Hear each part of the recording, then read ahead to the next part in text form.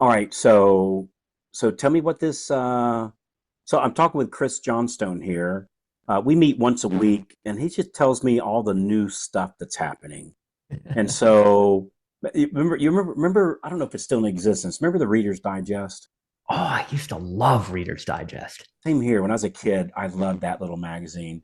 But what it was just a little smattering of everything, like Yeah. condensed in one little magazine that was not too much bigger than a comic book. Yeah. And it just gave like just little spatterings of information. So that's kind of what you are. You're my Reader's Digest of what's happening in the online smart computer AI world. So you were telling me what's this new feature that you said that they have now? So ChatGPT Operator came out, and it was kind of overshadowed by this whole DeepSeek news that came out with the new, China. Chinese and all of that. But what Operator is, so first, this is part of a $200 plan on ChatGPT. So you have to have the $200 option to be able to get to it. But So there's three versions. There's free, yep, 20, and yep, 200. yep, that's Okay. right. All right. Go ahead. And what Operator does is it comes basically with a web browser built into it. So what you can do is you can give it a prompt on what you want it to do, and it will go and actually do it. So imagine you've got your grocery list of all the groceries. We all order the same thing pretty much every week. Well, you can go to ChatGPT and be like, okay, um, every week I want you to go on Instant Cart and order me all these groceries and make sure they show up on Tuesday. And then you can watch the mouse go and it'll go search, find Instant Cart. You give it your logins, it logs in, orders all your groceries, and your groceries are ordered for you. And then imagine you're walking around with your AI assistant and you go to the fridge and you order your groceries on Friday. Well, Thursday night, you can go into the chat with ChatGPT, turn on the voice and be like, okay, in the fridge, I still have apples and carrots and beets, but everything else is good to go for the order. It knows that, changes your order inside Instant Cart, and your groceries show up properly.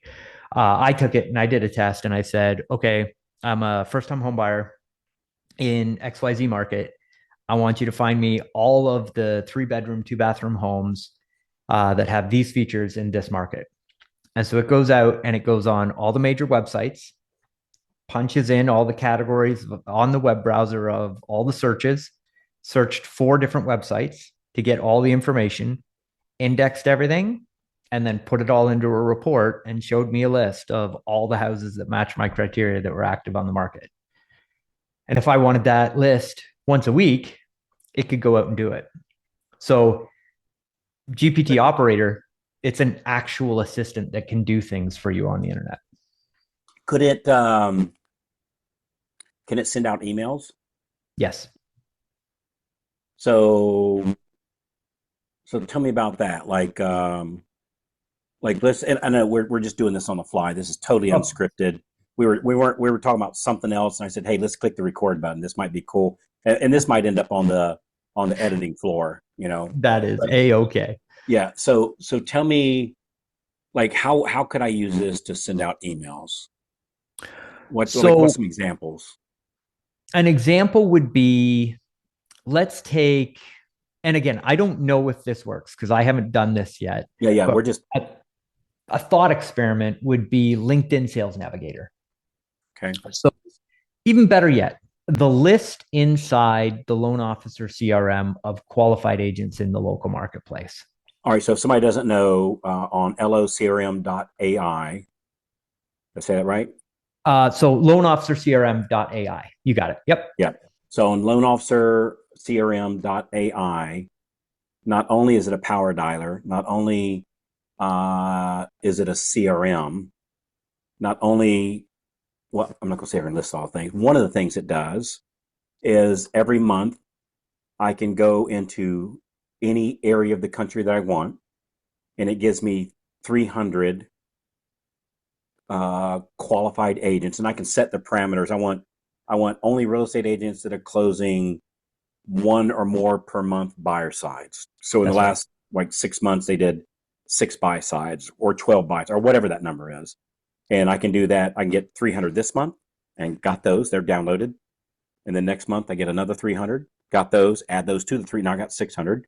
And the next month I got 900. And so I'm adding that into my CRM. So I'm just kind of laying this out in case somebody's new to here. All right. So now I've got, so here it is. 5 months later, I got 1,500 qualified real estate agents. So what do I do with that now? So ChatGPT Operator, in theory, you could tell it, hey, I want a personal connection with each of these real estate agents, but I don't have the time to personally connect with them on all the different social media networks and start to like their content. So everybody that I put into this qualified list, I want you to click the hyperlinks that are in there for their social content, because it lists, if they have the different social profiles, it shows up. So it would go in, click the link, already be logged into your Facebook profile or your LinkedIn profile or your Instagram profile, go to the profile, click connect, click like, and go through the last 10 posts and like the posts and do the social media interaction side of the qualified agents that are in there. And that would be one prompt. And you could tell it like, hey, once a day, go do this task, or once a week, go and do this task. And it knows what to do once you give it the guidelines to doing the actual activity online.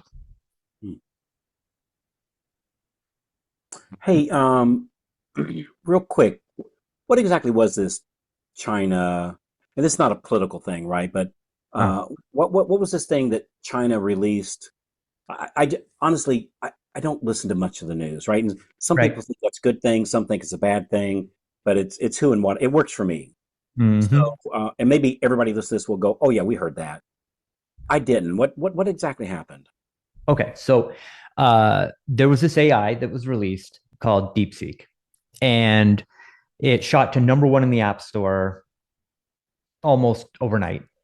And the reason why it garnered so much media attention, I believe, is because it is as good, if not, some people would say better than the $20 paid version of ChatGPT.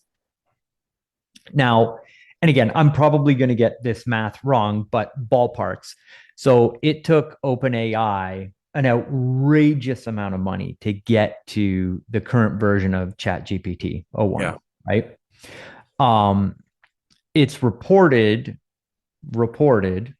that DeepSeek spent $5.5 million to produce this version of AI that competes, and not $5.5 billion or whatever the number was. Exactly. Right. Like I think it's a factor of like 99 to 1, the amount that they're reporting that they spent on it. The other thing, and the reason why it was such a great impact on the stock market, like Nvidia stocks tanked. Like it was the largest single day drop of any stock ever in the history of the stock market. And the reason why is because there's a sanction on the chips that go to China. So NVIDIA's most advanced AI chips, they don't have access to it. So not only were they able to produce it for far less money, they were actually able to produce it and run it on chips that are not nearly as advanced as the AI chips that OpenAI has access to. So that's why it was such a big announcement and why it had such a great impact on markets. Now, I am not a news anchor. I am certainly, I don't have access to the insider information. That's just what I've gleaned from, the guys that I'm in masterminds with and the guys that I'm networking with. But that's what it was. And that's why it had such a great impact, because it's shining a light on quite truly. And I think this is relatively accurate. The nation that holds the underlying power of the cutting edge of artificial intelligence is going to have a significant advantage. It is, they're calling this a Sputnik moment, where the first Russian satellite went up. Right.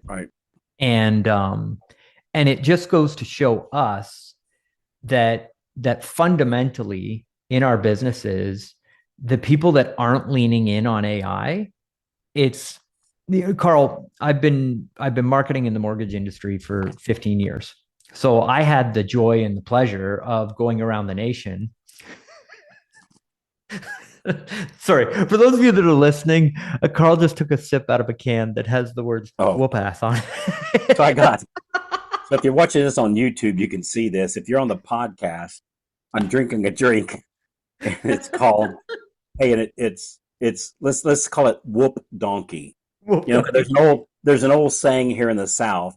I'm going to open up a can of Whoop Donkey on you. We'll come to find out they actually sell a beverage called Whoop Donkey, but it's not donkey, right? It's the other version, the 3 letter version of the donkey. The So anyway, three-letter version. I all right, apologize for I'll saying try the not to word. be so disruptive. So No, it's all good. But so I have been in rooms of people being like, websites are going to be a thing. You're going to need a website. The internet yeah, is coming. The fax machine is going to go away. We're going to yeah, process loans. People are going to do online applications and trust them. Like I went through that evolutionary, like people didn't believe it was going to happen. Then there was the leading edge. Then there was mass adoption. Then it became passe. And the next thing came along.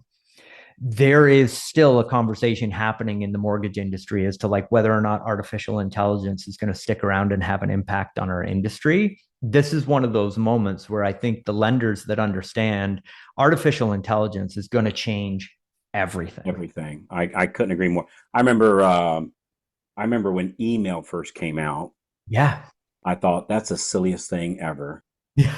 And I remember when the internet came out, I thought to myself, this is a fad.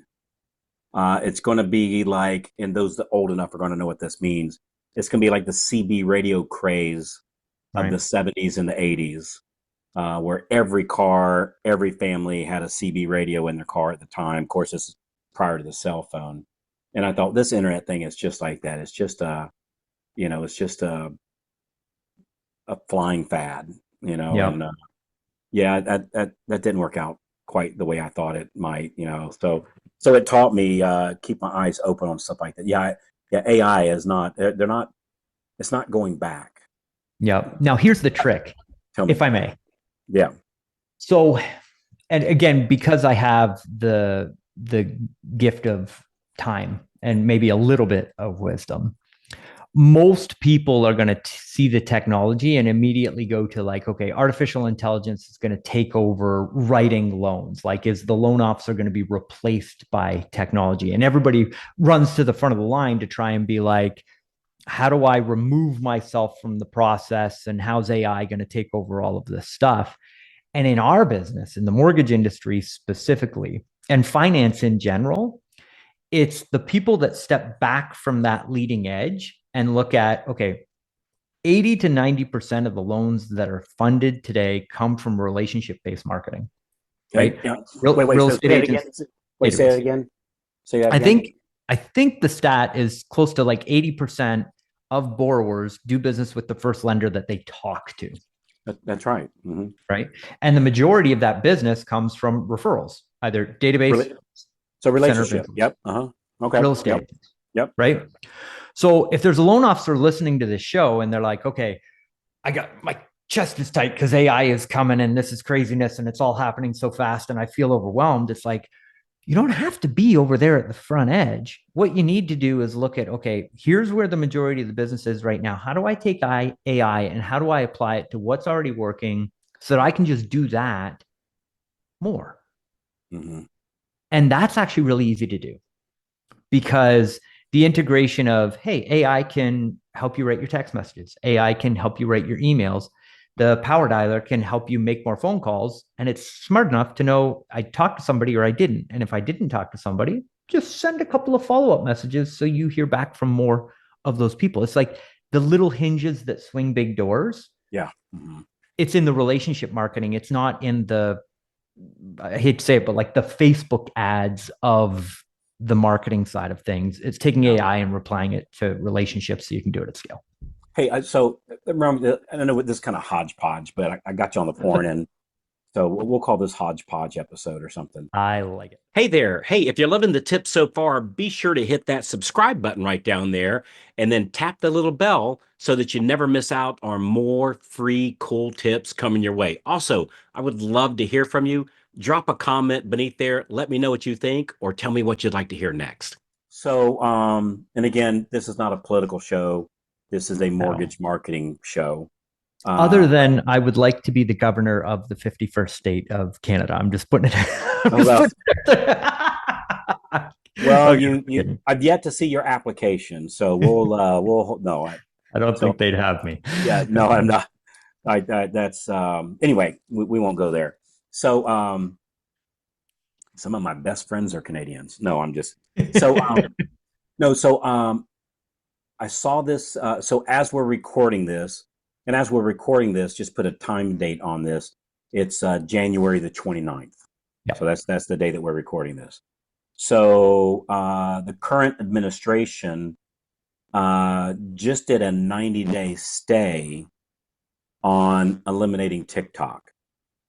Now, TikTok might come, it might go, but it was scheduled to go. And I think it was, and again, I don't watch the news and I'm not a political guy. So if I say something that's wrong, I'm not trying to lead anybody to believe one thing or the other. It's just the way that I know it. So I just want to put that out there, right? But to my understanding, the Biden administration had it set so there was an expiration date that TikTok was going to be banned in the United States for whatever reason, right? And then the Trump administration gave it a 90-day stay to think about it, like whatever that is, so whatever that is. And obviously Biden's not the one to decide it. It was the Congress or the Senate or whoever does that kind of thing, so it's collectively this large group of our leaders, under Biden's leadership or under whoever's leadership, right? Collectively thought that was a good idea until it came time to actually do it. And they went, did we really mean that? Did we really mean it? But that's not the message. The message is,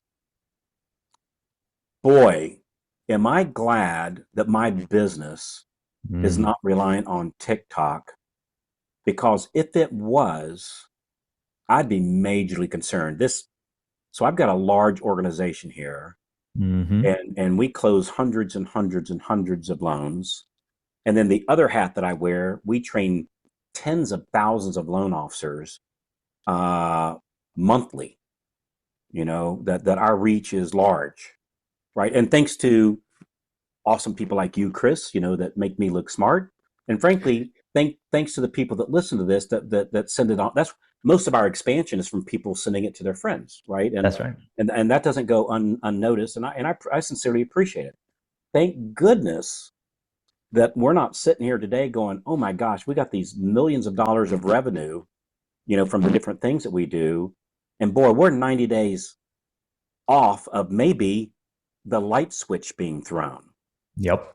And you and I remember sitting in a mastermind meeting. I don't remember exactly when this was, but probably 10 or so years ago, you and I were in a high-level mastermind meeting, and super high level. And there were, not industry related, by the way. Right. And like 2 days before, Google did a thing that's now called the Google slap. Yep. And it used to be that on Google, you could send traffic, you could have Google send traffic or prospects. You could run an ad and they would show that ad to whoever you wanted to, and it go right to an opt-in page. So it's just a way of getting, people's information so you can follow up on them, right? Nothing wrong with that.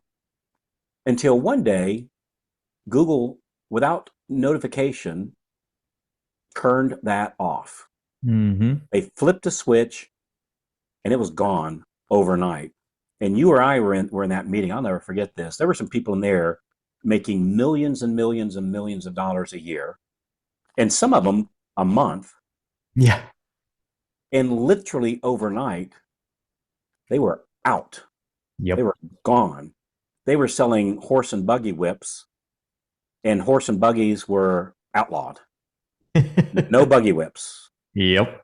You're a saddle maker, and it just went against the law to put a saddle on a horse. Yep. And so, boy, was that a lesson. When they did this 90-day TikTok thing, boy, that was a lesson that it's okay to do Facebook, right? It's good. It's good. Mm-hmm. It's okay to do TikTok. It's good. I suppose, it's okay to do LinkedIn. It's good.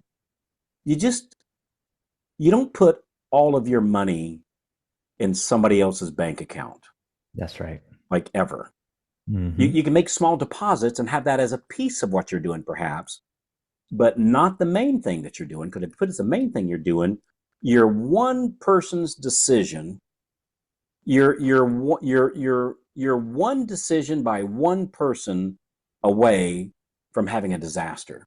Yep. And we've seen it like in the social media world that frankly it might have been a low level person's decision to make that decision.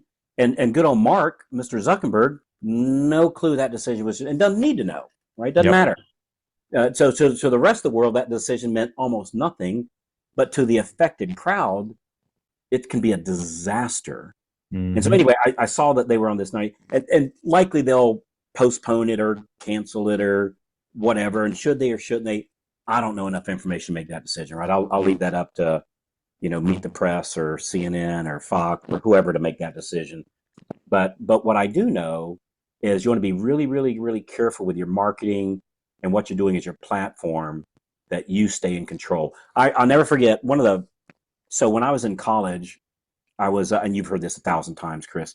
When I was in college, I was a butler for a very, very, very wealthy man. Right? I love this story. Oh, and I learned a handful of things from that guy. Right? So grateful I got a chance to work with him. He's a super nice guy. He really kind of put me under his wing, and it was almost like I was a nephew or something. It was really, really very 81-year-old man, super respectful, just a fantastic businessman. Anyway, I always feel like I have to explain the relationship a little bit so nobody thinks it was weird or anything like that. There's no weirdness, but it was an amazing, I think, gift from God that he put me in that situation as a 21-year-old to learn from this master of business. Anyway, one day something must have went wrong in his business. Some headache must have occurred of some sort. And I'll never forget. And this guy in 1981 had about $300 million. So in 1981, 300 million, it's a lot of money today, don't get me wrong. But in 81, I don't know what the equivalent, probably $1 billion, probably, or close to it. So this guy's serious money, right? And anyway, so something must have happened. And he called me and he said, Carl, come here. He reminded me of, if you remember Ross Perot back in the 90s. Yes. Who Ross Perot is, like that. We called him the little general. He sounded like him. Carl, come here. I want to tell you something. So, and he probably stood 5'5", something like that. Just brilliant man, though. He reached up, he grabbed me by the shoulders, looked me in the eye. He said, "Let me tell you something. If you ever end up selling pencils out of a tin can on a corner, make sure it's your pencils and your tin can." Huh. And brother, that's been some good advice. Wow. So if I've got my platform on TikTok, that's not my pencils and it's not my tin can. It's somebody else's. Right? It's somebody else's. Now you might think, well, wait a minute, Carl. What about in your mortgage business? So in my mortgage business, I'm a branch manager. Mm-hmm. My team closes 300, 400, 500 loans a month, every month. And it's not my company. Yep. It's somebody else's. But and I say this very respectfully, it's my team. That's right. And so even though you're working at, I don't know, insert in company, like Fairway, Guaranteed Rate, Summit funding, like whatever. They're all great. Right? Yeah, they really are. Look, nobody's still around in big that sucks, right? They're all gone. They're all gone. They're all gone, right? So there's some really good companies. But never forget, that's your production, that's your team, that's your leads, that's your referrals, that's your relationships in that platform. So Mhm. I might own my own taxi company, but I'm still driving a Ford, Right. Yep. right? But you know what? If that Ford starts to break down on me, I'll just unplug and I'll go get a Chrysler or Dodge or Yep. Tesla or whoever's still open these days, And so yeah, make sure it's your pencils in your tin can. I think that's and it's not that we can't leverage other people and people leveraging us, right? It works both ways. And look, yeah, that was just a real big message for me. It's like it's my pencils in my tin can, and it's not that we don't have partnerships. Um, yeah, it's not that I got to go open up my own mortgage company. For me, that wouldn't work out so well because it'd take my focus off. I've got the assets to do it. I've got the available talent that I could do it. It would take my eye off the ball. Yep. I remember our friend Perry once told us, you want 100% of a grape or 50% of a watermelon. Yeah, that's right. And I found out from my talents, I'm better to do what I do. And in my case, let Owen, does what he does. And I think he tells me what I do is pretty good. And I'm going to tell you right now, what he does is freaking awesome, right? Yep. Make a great partnership. But Mhm. but the company is still his pencils, is his tin can, and my team is still my pencils and my tin can. Yep. So yeah, you want to be real careful about making deposits in somebody else's. Yeah. So I don't know that may not. I saw the TikTok thing and it just took me back to the Google slap, and I went, and I Oh, was just thinking, man, if I was a TikTok influencer, I'd be sweating. yep. Oh, 100%. I'd be sweating. Carl, and maybe this is a nice way to wrap up, but it's like if you called your referral partners from a different phone number and they picked up and you said, "Hey, it's Chris," would they go, "Chris who?" Or would they go, "Oh, hey, Chris, how's it going?" Mm-hmm. That's what you own. You don't own the phone number, you own the relationship. Mm-hmm. And as long as you own the relationship, you can call from different numbers, you can send different messages different ways because it's the relationship that really matters. That's a great point. If I'm thinking of my favorite real estate agent, the agent helped me list so I buy and sell investment houses, and so I've got a young lady. Her name is Tabitha, Yep. and she helped me do mine. Um, I swear to God, and I see this last year, I bought 2 houses, and I'm selling.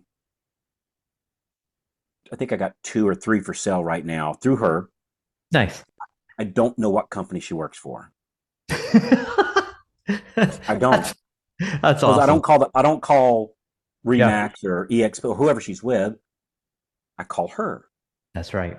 And if she switched over to Tabitha's real estate company or Chris's real estate company or Remax or Keller Williams or any of the awesome companies, I don't care. And I think that's the same thing with loan officers that it's your pencils and it's your tin can. And so wherever you go, it's okay. It's your pencils and your tin can. That's a great message. So anyway, well, you know what? I think we'll publish this episode. I think this was actually pretty good. I was debating. We started. I didn't know what was going to talk about, and I think we'll publish this one. What do you think? Well, I think that was a ton of fun. All And right. Well, what crap? Well, wait.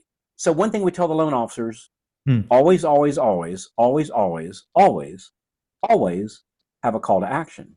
ah, Always ask for the business. If you want to yep. increase your business, ask for the business. So we need to do we can't we have to lead by example. So the LOCRM or you got something like what do you want to do, man? What So LoanOfficerCRM.ai. LoanOfficerCRM.ai. Just come check it out.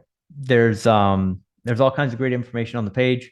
We're doing a launch right now where we're giving away 4 free videos to pop up on the main page. You can just get on in there. There's lots of great information, and you can book a one-on-one call to find out if it's a good solution for you. And if you want to be AI powered and you want to be on the forefront of what that is, we're doing our absolute best to make sure that we're helping people do that. Hey, and by the way, if you've gotten an email from me in the last 30 days or so, it's from that platform. Yeah.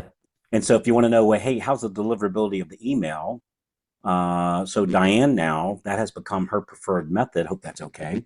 Of That has course. become that has become her preferred method. And we got multiple methods of sending information out.